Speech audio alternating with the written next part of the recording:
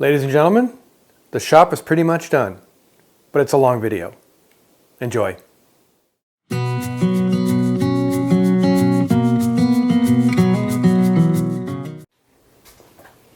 Hello, welcome back to the shop, welcome back to my channel. If you are here new because you put shop tour in your search criteria, welcome, thanks for stopping by. What the shop tour is about, because I've done these in the past, but I've been planning to rearrange and reorganize the shop for a long time. My wife and I both have. We finally did it this winter.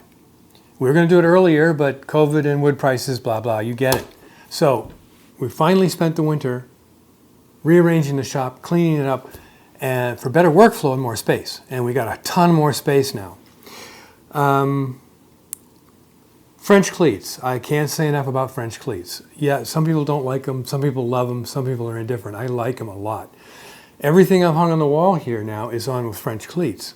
So it's infinitely configurable and infinitely customizable. If you want to see the adventure, the new folks that are here, in the link in the description to a 23 episode rabbit hole that you're welcome to climb down into, of all the things I did to the shop, some adventures, some misadventures, but it's all there. I'm not going to turn into a playlist yet, I don't think, but anyhow, it's pretty much done. I'm going to go through some small details I've got to do over the next couple of months, but for now, the shop is done and we can start building things again.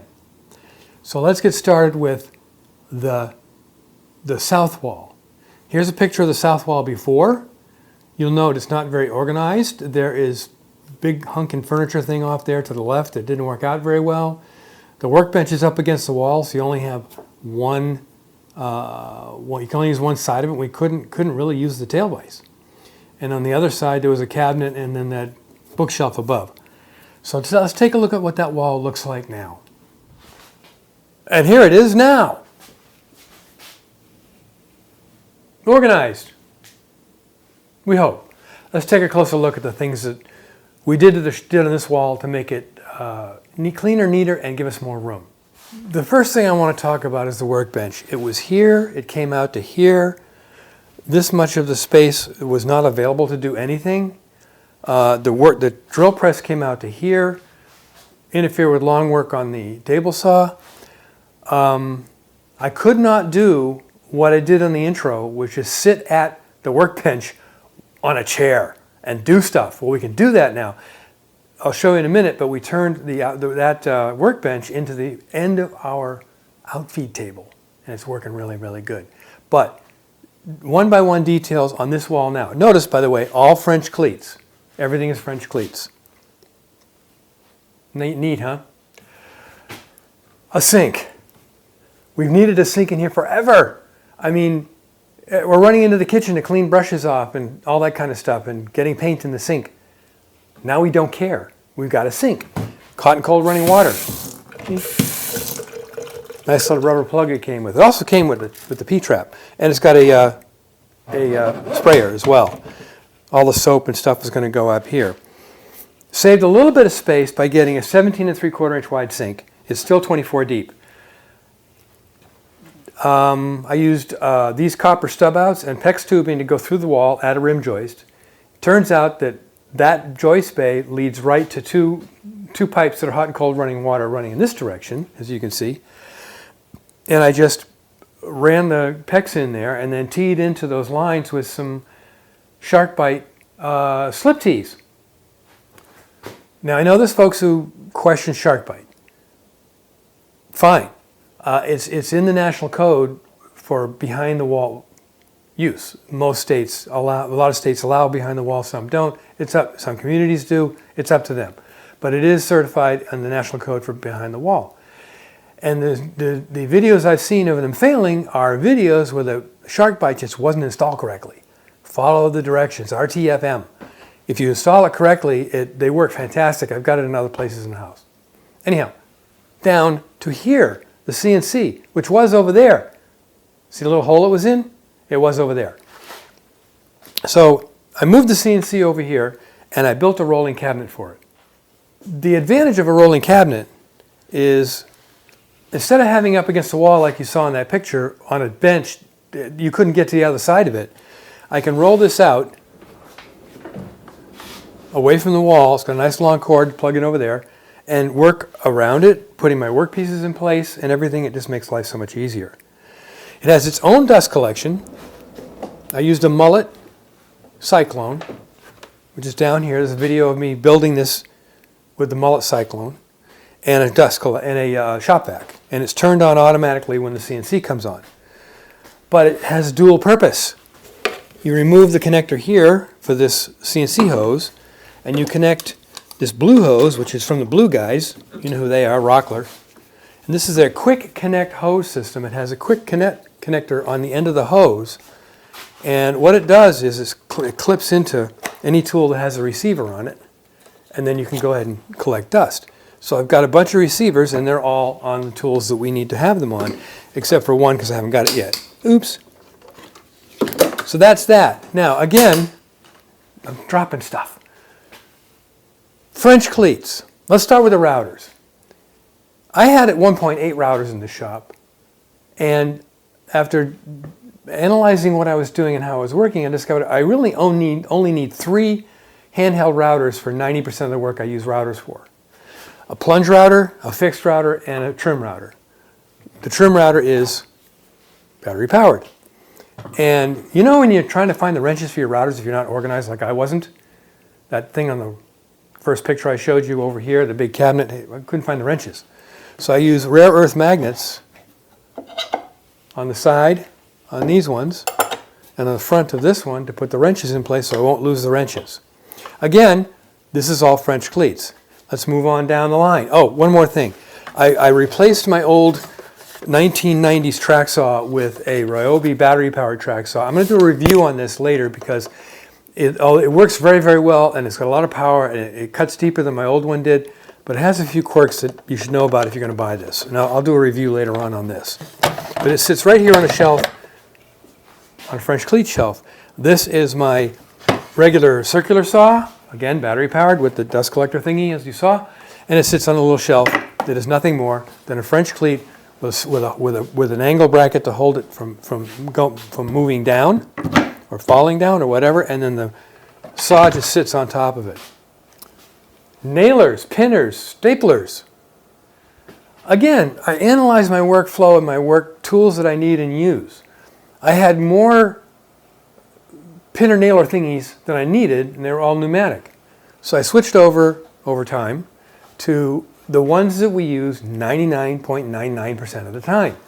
I've got a 23 gauge pinner, a regular flat stapler, 3/8, a crown stapler, and a brad nailer. It's a 18 gauge brad nailer.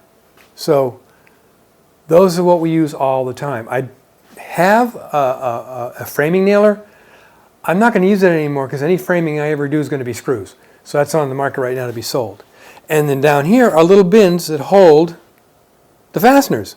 I got pins, staples, crown staples, and brad nails. And of course the staple one has the staple puller tool, you know, so I can, when I make mistakes, that goes there. So this is this section of the wall, neat and organized so we know what we're doing when we're doing it sometimes. Yeah. Now I'm going to start with the clamps. So on my Jorgi F clamps are all here. This is not a clamp. This is my armor tool pocket hole jig, which this is a nice place for it. I like it. I found I only really needed 2 of these wooden clamps, and I kept the little tiny one because it's kind of cute. I gave some of these tools to a friend of mine who's just starting out his own shop. The explanation of the drill bits here in a second. My spring clamps are all here, up against the wall, out of the way. I found a spot right here to put my biscuit joiner, which we don't use much anymore. And then down here, I have a whole lot of C-clamps. You know, you say never have enough clamps. As I've mentioned before, I used to build boats. Oh my goodness. So I pared down to enough of the C-clamps to do the kind of work that we like to do. Now, onto this cabinet right here.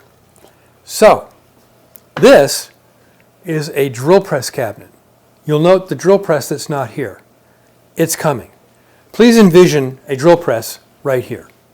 It's this one in the picture. Yeah, I spent stupid money. So the drill bits we use all the time, virtually all the time, are here. This is our Forstner bits. And these are the Freuds. I replaced my old cheap ones with some nicer Freuds. This one is the brad points, and then the usual Harry Homeowner twist drills, and then a machinist drill press set up here, drill press kit up here that has all the sizes that this one doesn't have. So those are those clamps. Now down here, these are the tracks for the track saw, just laying there, and it comes with 2 tracks and 1 clamp.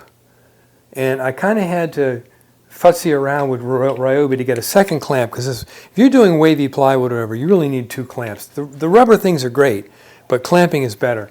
So this has all my tracks. I bought 2 extra tracks, more on that later when I do the review. Oh, by the way, the drill press is going to sit on this base, and it's mobile. So I can move the drill press around if I want. Underneath the track saw tracks here, are these flat panel clamps. And the interesting things about these flat panel clamps is they clamp to the bench and clamp to your workpiece. So when you lay it on the bench, you've got clamps that clamp it to the bench, and then you can clamp your workpieces on top. So it holds everything in place. Now, routers. Yes, I have another router right here, but this is a dedicated router. The only thing this router is for the lead jig. It's finicky to set up.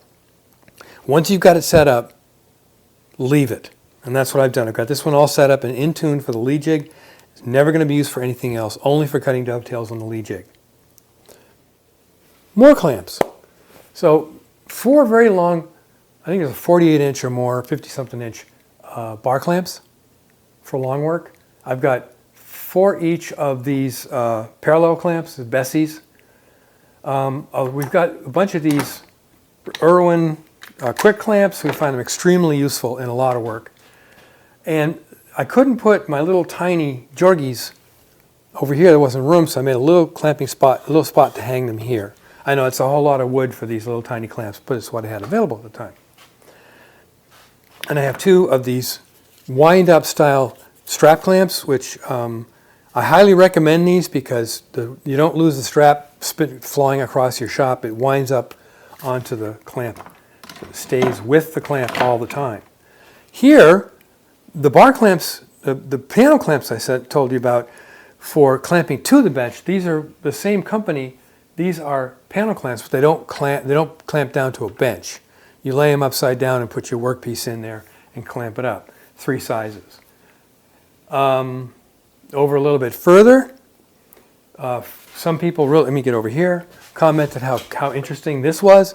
This is a document shelf thingy that I bought off of Amazon, and it holds all my 11.5 by 8.5 by 11 sandpaper, 320, 220, 150, 120, 180, and 60. This cubby here has all of my discs for my random orbital sanders, and down here there are pad sanders for the oscillating machine that I've got. And the oscillating machine is a Ryobi battery-powered oscillating machine, of course. So that's the south wall. Oh, one other thing. Let me get out of the way here. I have been in the Ryobi ecosystem for a long time. So I bought a 6-point charger, six battery charger, hung it on the wall here. This charger here is for my lawnmower, which takes these big, and my chainsaw take these big 40-volt batteries. This little charger here, the Makita, is for the only other battery-powered tools I have. Ryobi really doesn't make a good lightweight 12-volt battery system. They didn't. So I got these, and these are lightweights when you have to do a lot of work and you don't want to wear your arms out. So that's the south wall. Let's get on to the east wall. West wall? North, south, east, west. West wall. Yeah, west wall. If I'm wrong, someone will tell me in the comments. Here's a before picture. And you can see it's kind of messy. The clamps are randomly put up. I have shelves and cabinets and rolling tools in the way, and you had to get over those tools to get to the clamps. So I made a pretty good size change when I did this wall. The west wall. We'll go over that in a minute. Hardware. But let's start over here in this corner where we left off on the south wall. Starting over here in this corner, I have a handheld belt sander, corded. I don't know if I'm going to replace that with a cordless one or not. And I have my DeWalt random orbital sander, which is corded obviously, and my Ryobi cordless random orbital, and they have the Rockler quick connects on them. I need to get another Rockler quick connect for this one. I just want to have them in place and not worry about clipping them on and off of things. This idea, which I'm going to show you in a second, I got from Fix This Build That, link in the description. I expanded on his idea a bit and went a little further with the size and what I use it for. Turned on the overhead light that was over the bench here because it was washing the image out. But this idea I was talking about has all of the bits for driving screws and a bunch of other stuff too. Basically, it's on two 10-inch full extension glides. I have my square drive bits, my Phillips strips bits. I got some punches on here. I've got my Vicks bits and some spade bits and countersink bit, all in one place and easy to find right there. And now the drill cabinet. I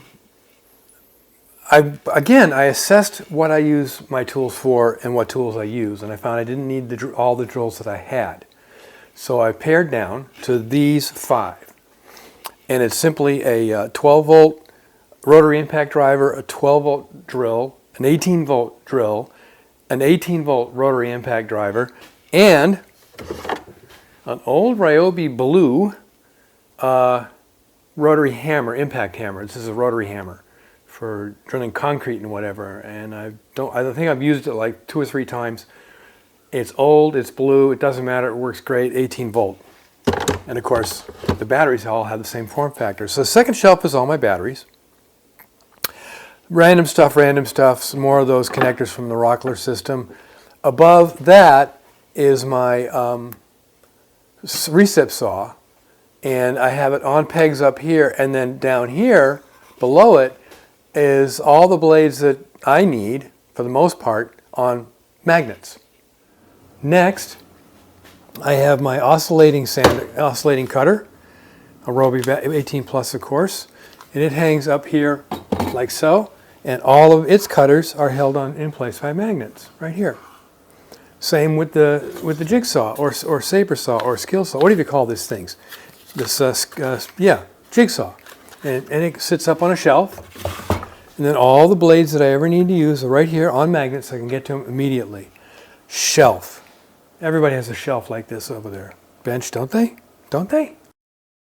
Instead of a sawtill, I just made a rack to hold the saws that we use all the time. Again, I analyzed what we use and what we don't use, and I pared it down to these. I have 3 keyhole saws here. One is actually for drywall. These 2 are wood. They're both Japanese pull saws. 2 flush cut saws. This one has fine and coarse, or softwood and hardwood. I have a coping saw for actually doing coping, because I do coping. A very nice little dovetail saw. I made that from a kit. A small back saw for doing small detail work. Of course, a Japanese Dozoki pull saw. Very handy. A Japanese Ryobi pull saw, which coarse and fine, cutters on it. I'm banging into the light fixture. The Japanese, I have no idea what they call this thing, but it's a pull saw. It's coarser teeth than the Dozoki. And then this back saw is from Garrett Wade, and the nice thing about this back saw is that it has a Japanese tooth and set on it, so it cuts on the pull stroke, and that's really this is really nice back saw. That's how I'm storing all my saws, and the saws we're going to keep. Straight edge, measuring tools, pocket full of pencils and stuff. All my hammers that we use, again, we found out I've got other hammers, they're in a drawer. These hammers are the ones we use almost all the time. A whole bunch of pencils and writing instruments, got a couple of compasses, some angle measuring tools here, a straight edge drawing tool here. This is not from the usual red guys. Woodpeckers, this is from Banggood, and the reason I got it is because the holes are for 0.7 millimeter, not 0.5 millimeter mechanical pencils. And then I've got my speed squares and other squares up here. Framing square, 36-inch measure here, dust protection. That's about it up there. And then on the bench itself, I have some miscellaneous tools around here, like this is those Rockler paint brushes, glue brushes and whatever. Glue could get walked around the shop and put places, so I made a little box to hold my glue and my accelerator. Next over here is a spot for all of the tape measures. That's where they go. Don't put them anywhere else. Up here I've got some electronic measuring tools, but this is my tape measures shelf. I don't think I need any more tape measures. Well, maybe I do, I don't know, but there's my tape measures. This cup with the ship on it has been in the shop forever, and I brought it back in the shop to hold some various things. And of course, what shop was complete without the pocket reference? 3rd edition. Moving on down the line. Instead of moving on down the line, I forgot to go over these. These are 2 Yukon bench rolling cabinets from Harbor Freight. On top of that is a birch butcher block tabletop from Home Depot, which I've trimmed to shape to the size that I want, that fits over it. And everything's labeled, so I got all my chisels and everything are in here. All my planes are in here. Rasp and files, Dremel tools, sharpening jigs, hole saws, draw hardware jigs, corner clamping, all that kind of stuff is in these drawers down here. And like I said, I have mallets elsewhere. They're down here. A lot of stuff that was in the cabinet under the bench when it was over here is now in here, along with a lot of other things. So this really cleaned things up a lot. Interesting point though, that the coming apart. Interesting thing, garages have a slope from the back to the front to the back. They have a slope. So this had to be shimmed to be absolutely perpendicular along this whole bench length, and I'll show you why I did that. I moved the chop saw from over there by the garage doors on a mobile base that I never used, that took up a whole lot of space and was in the way all the time, and I moved the chop saw over here, like everybody else. And what I meant by these having to be coplanar is so the workpiece can come along here, here, here, and it's all in the same plane. Now this is going to get a cover box with dust collection. This dust collection will go up here. It'll be separate from the shop dust collection. It'll be automatic when you turn on the saw.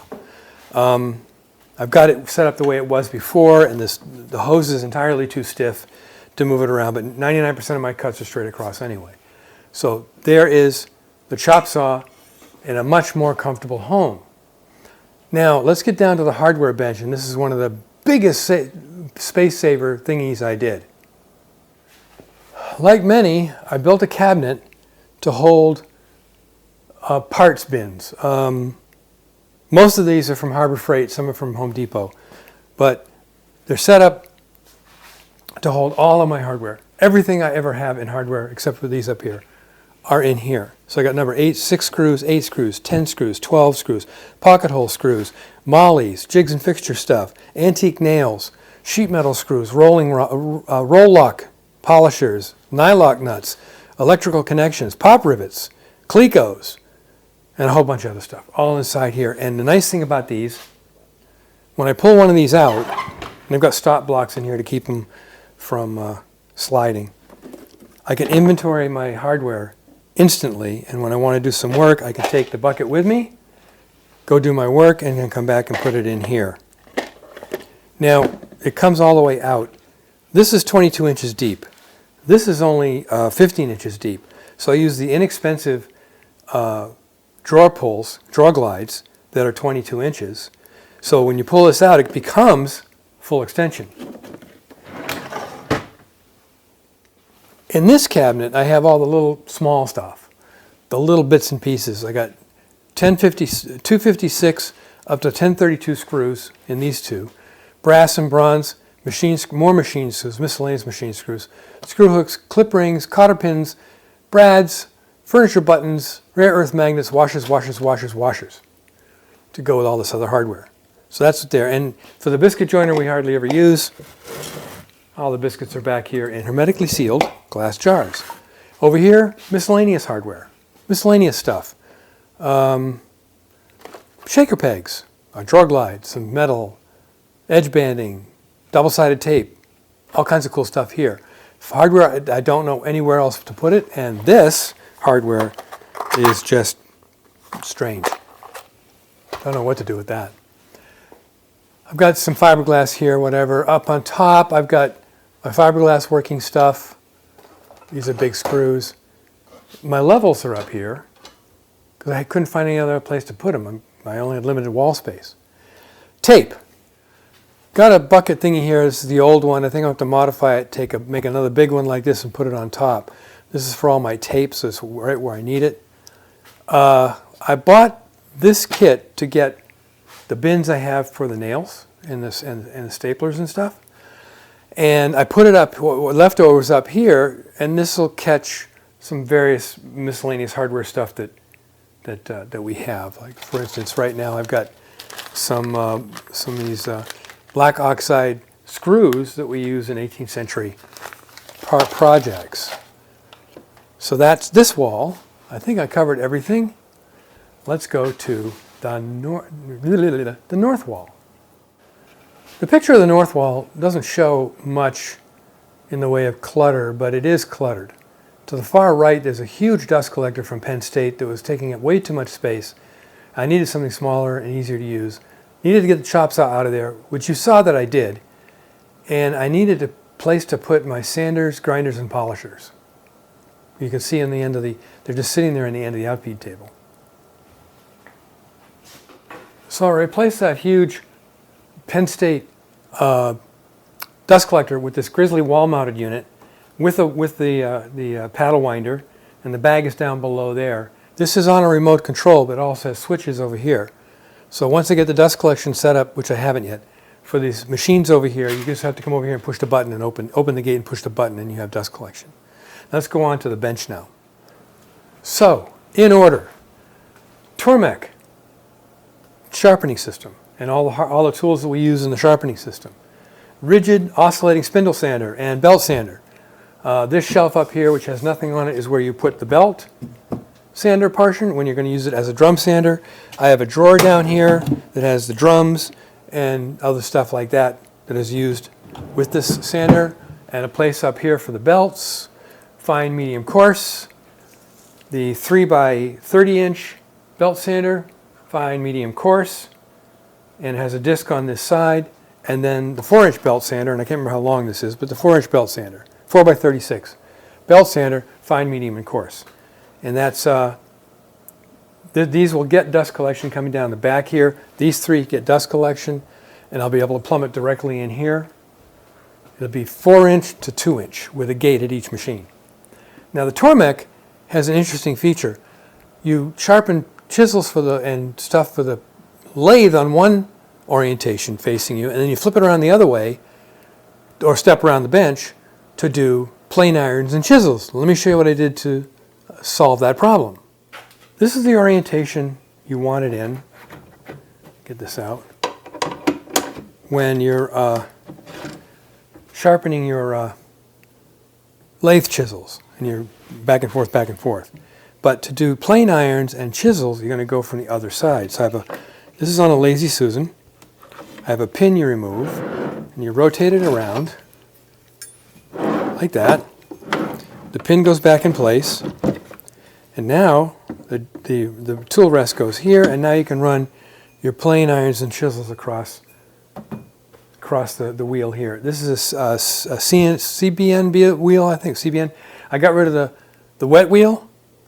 It's kind of a pain in the butt, but so I got one that will and it gets, when you trim it, oh, excuse me, when you dress the wheel, it gets smaller and smaller in diameter.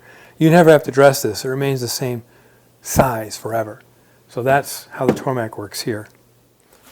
I kind of sidestepped the bandsaw. It was over there where the chop saw is now, but it wasn't up against the wall. It was out. So we had, narrow walk space here between the bandsaw and the jointer over here. So I moved the bandsaw to here, and this is where it shall remain. You see my welder is sitting here. It can be moved out of the way when I need to move it out of the way. This will eventually be plumbed into the dust collection system, which is down the road. I'm going to redo the dust collection. Right now, it's hooked up the way it was before, and that is through a dust buster and a shop vac. And when you turn this on, that all comes on, and that's for now. But later, we'll hook it in right here, and it'll get dust collection directly from the dust collector here. So get all the dust away from you.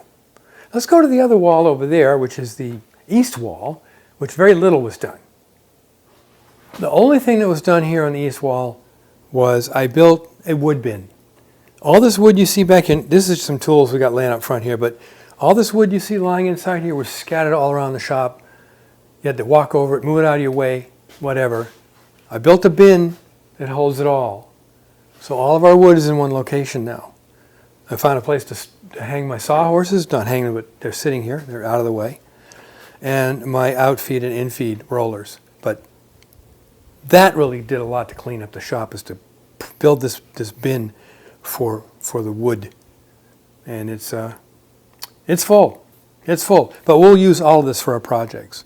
Didn't do anything to the lathe except for mounted some tools up out of the way, got them off the base, and I got them up here now so they're out of the way. That's all I did with the lathe. That's about it. The table saw, I only had to move that a few inches in each direction. I moved it this way about, I think, 4 or 5 inches, and I moved it that way, no, this way about 3 inches, and then I wedged it in place with wooden wedges so it's very stable now. It's on a rolling base, but the wheels are rubber, and when you're moving heavy wood or playing with it, the thing wants to move a little.